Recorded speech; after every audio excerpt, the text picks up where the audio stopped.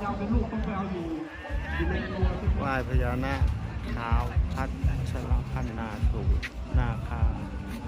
พอดีศรีโพธาราม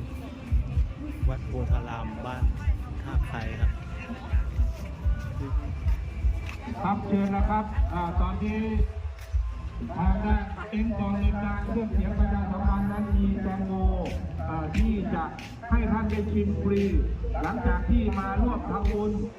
ทำทานแล้วลองดูนะครับว่าประชาสัมพันธ์ว่าแตงโมที่เรียกว่ารับบริจาคจากผู้ใจดีนะครับอายุยังไม่มากอายุ35 ปีในนามของเสียโตเป็นคนจังหวัดสมุทรสาครมาทำการปลูกแตงโมที่ทำข้าวโพด